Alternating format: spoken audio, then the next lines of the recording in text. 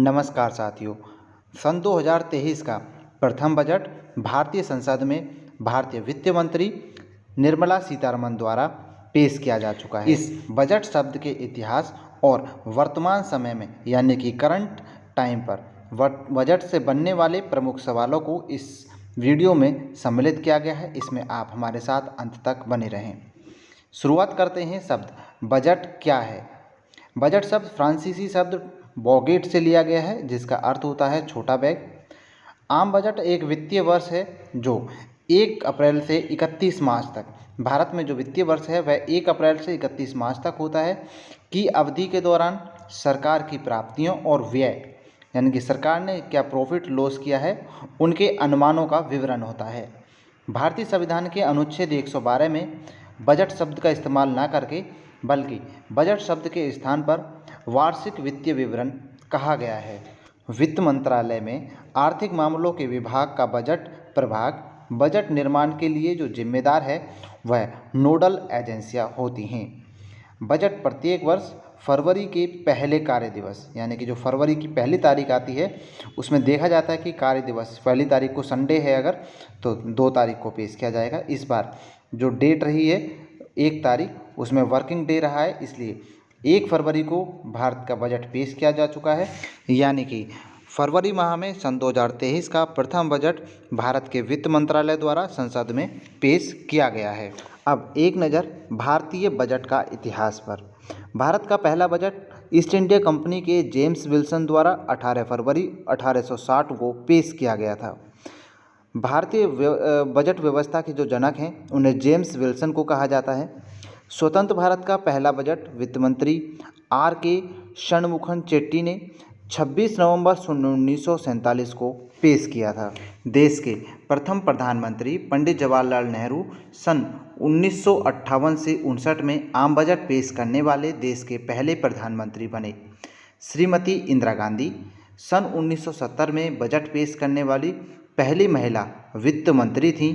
इनके बाद दूसरी वित्त मंत्री महिला सन 2019 में निर्मला सीतारमण द्वारा वित्त मंत्री निर्मला सीतारमण द्वारा संसद में बजट पेश किया गया और इस बार सन 2023 में भी वर्तमान वित्त मंत्री निर्मला सीतारमण द्वारा सन 2023 का बजट पेश किया गया है संसद में। देश के पूर्व प्रधानमंत्री मोरारजी देसाई अब तक संसद में सबसे अधिक बार यानी कि 10 बार बजट पेश करने वाले मंत्री रहे हैं।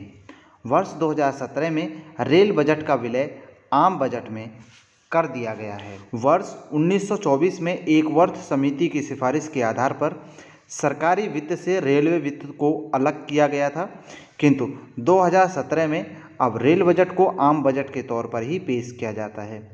अब आगे पॉइंट पर बात करते हैं। पंडित जवाहरलाल नेहरू, राजीव गांधी और इंदिरा गांधी इन सभी ने देश के प्रधानमंत्री पद पर रहते हुए देश में की संसद में बजट पेश किया था। अब बात करते हैं सन 2021 और 22 की। ये भारत का सबसे पहला पेपरलेस बजट पेश किया गया था, यानी कि ये एक डिजिटली बजट था जिसे 2021 और 22 में देश की वर्तमान वित्त मंत्री निर्मला सीतारमण द्वारा सन 2021 और 22 में पेपरलेस बजट को पेश किया गया था। आप जानते हैं बजट पारित करने की प्रक्रिया क्या है। बजट को वित्तीय विधेयक के रूप में पेश किया जाता है। वित्त विधेयक केवल लोकसभा में ही पेश किया जा सकता है। बजट लोकसभा में पास होने के बाद राज्यसभा के पास स्वीकृति के लिए भेजा जाता है। यदि राज्यसभा इस पर 14 दिन के अंदर स्वीकृति प्रदान करती है या नहीं करती है तो भी बजट को पास मान लिया जाता है। यानी कि अगर राज्यसभा ने 14 दिन के अंदर स्वीकृति नहीं दी तो भी जो लोकसभा से पारित होकर आया बजट है उसे पास यानी कि पारित राज्यसभा द्वारा भी पारित माना जाएगा। अब नज़र सन 2023-24 की मुख्य बजट पर। वित्त मंत्री निर्मला सीतारमण ने बजट पेश करते हुए कहा कि महिलाओं के लिए महिला सम्मान बचत पत्र योजना शुरू होगी, जिसमें महिलाओं को 2 लाख की बचत पर 7.5% का ब्याज मिलेगा।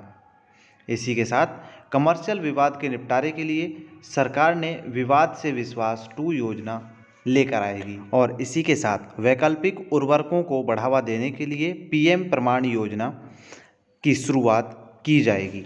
और इसी के साथ कारीगरों और शिल्पकारों को मदद देने के लिए पीएम विश्वकर्मा कौशल सम्मान योजना शुरू की जाएगी।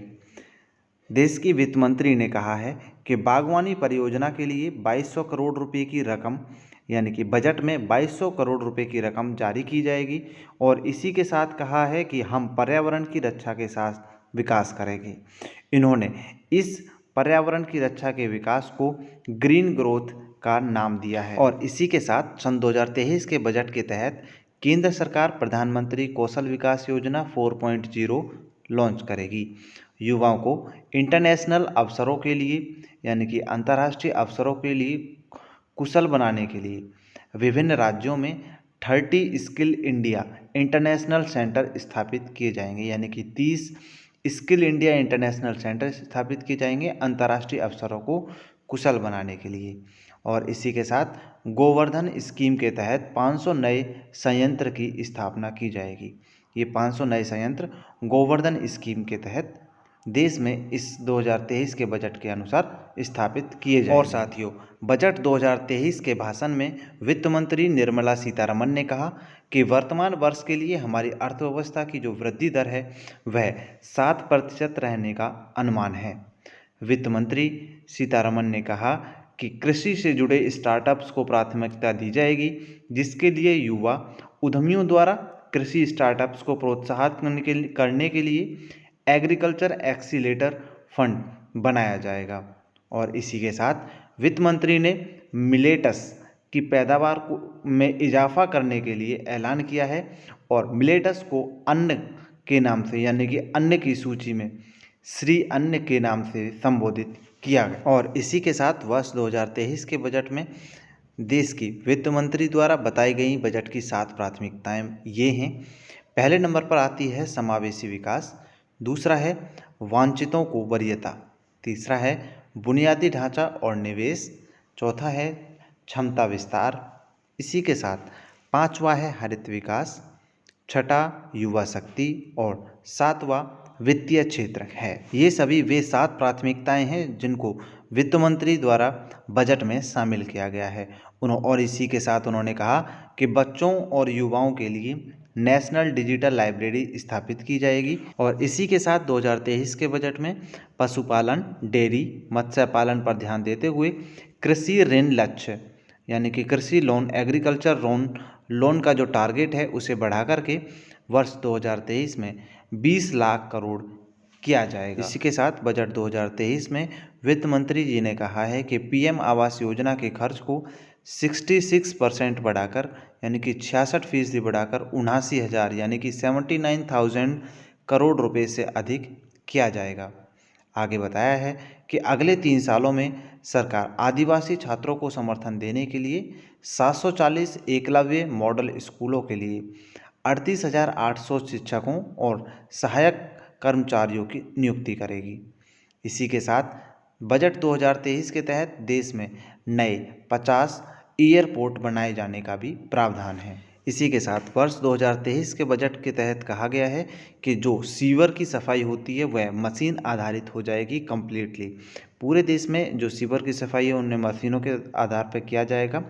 और एआई के लिए सेंटर फॉर इंटेलिजेंस स्थापित किए जाएंगे। और इसी के साथ साथ जो नगर निगम है वे अपना बॉन्ड जारी कर सकेंगे।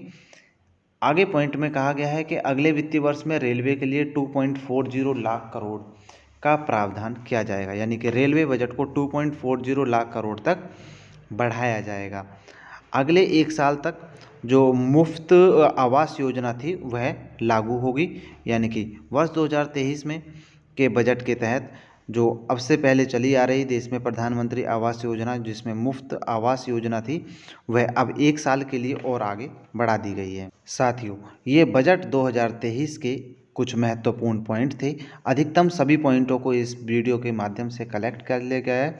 अब जो इसकी हिस्ट्री और वर्तमान रहा है उसके आधार पर कुछ क्वेश्चंस बनाए गए हैं। विश्वास है कि आप उन क्वेश्चंस को, अधिक से अधिक क्वेश्चंस को अटैम्प्ट कर कमेंट में उनका आंसर और कितने आपने अटैम्प्ट किए हैं लिखकर हमें ज़रूर बताएंगे। तो हमारा पहला प्रश्न बनता है, किस वर्ष रेलवे बजट का विलय केंद्रीय बजट में किया गया था? तो दिए गए ऑप्शन में से बिल्कुल सही जवाब होगा ऑप्शन नंबर ए सन 2017 और 18 में रेलवे बजट को केंद्रीय जो आम बजट है उसमें शामिल कर लिया गया है। अब आगे हमारा प्रश्न नंबर 2, निम्नलिखित में से कौन सा बजट भारत का पहला पेपरलेस बजट है? तो दिए गए ऑप्शन में से बिल्कुल सही जवाब होगा ऑप्शन नंबर बी, बजट 2021-22 देश का पहला पेपरलेस बजट रहा। अब हमारा अगला प्रश्न आता है, स्वतंत्र भारत का पहला बजट किसने पेश किया? दिए गए ऑप्शन में से ऑप्शन नंबर बी हमारा सही जवाब होगा। अगर आपने पूरा वीडियो देखा है तो आप अधिकतम क्वेश्चनों को सॉल्व कर सकने में सक्षम हैं। ऑप्शन नंबर बी हमारा सही जवाब होगा आर.के. षणमुख चेट्टी। इन्होंने स्वतंत्र भारत का पहला बजट पेश किया और ये स्वतंत्र भारत के पहले वित्त मंत्री रहे।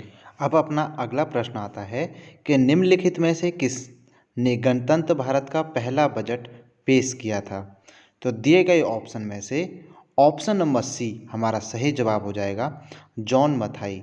जी हाँ साथियों, जॉन मथाई द्वारा गणतंत्र भारत का पहला बजट पेश किया गया था।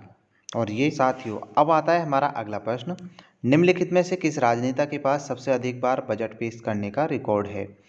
तो मैक्सिमम टाइम बजट पेश करने का रिकॉर्ड जाता है option number A, Morarji Desai.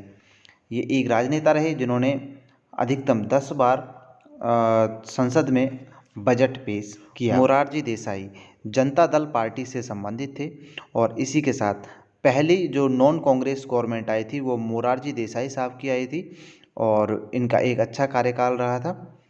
तो इन्हीं के कार्यकाल में सबसे अधिक बार इन्होंने अपना बजट पेश किया है। आगे हमारा महत्वपूर्ण प्रश्न आता है, भारतीय संविधान के किस अनुच्छेद में बजट के लिए वार्षिक वित्तीय विवरण शब्द का प्रयोग किया गया है? तो अगर आपने हमारा वीडियो पूरा देखा है तो मुझे लगता है आप इसका जवाब अब तक ढूंढ भी चुके होंगे। तो दिए गए ऑप्शंस में से ऑप्शन नंबर सी हमारा सही जवाब हो जाएगा, अनुच्छेद 112। अनुच्छेद 112 में बजट शब्द के स्थान पर वार्षिक वित्तीय विवरण शब्द का इस्तेमाल किया गया है। साथियों, अब बजट 2023 से लेते हैं लास्ट 2 प्रश्न जिनके जवाब आपको ही देने होंगे। पहला प्रश्न है, भारतीय बजट व्यवस्था का जनक किसे कहा जाता है? दिए गए ऑप्शन में से आपको ऑप्शन चुनना है। ऑप्शन नंबर ए पर है Pandit Jawaharlal Nehru, option number B पर है James Wilson, option number C पर है डॉक्टर राजेंद्र प्रसाद और इसी के साथ ऑप्शन नंबर डी पर है इंदिरा गांधी। मुझे लगता है अगर आपने पूरा वीडियो देखा है तो अब तक आपने इसका आंसर सही जवाब लगा भी दिया होगा, कमेंट सेशन में आपने लिख भी दिया होगा। अब इसी तरह से चलते हैं अगले प्रश्न की तरफ। आपके लिए अगला प्रश्न है, निम्नलिखित में से किस मंत्रालय द्वारा बजट पेश किया जाता है? तो दिए गए ऑप्शन में से आपको सही जवाब बताना है। ऑप्शन नंबर ए है हमारा वित्त मंत्रालय, ऑप्शन नंबर बी शिक्षा मंत्रालय, ऑप्शन नंबर सी खेल मंत्रालय, ऑप्शन नंबर डी रक्षा मंत्रालय। तो वे सभी मंत्रालय जिसके द्वारा बजट पेश किया जाता है उसका सही जवाब आप कमेंट सेशन में लिखकर बताएं। साथियों, ये वीडियो आने वाले सभी एग्ज़ाम में बहुत हेल्पफुल रहने वाला है। SSC, railway and UP police या स्टेट पुलिस से संबंधित सभी एग्ज़ाम के लिए।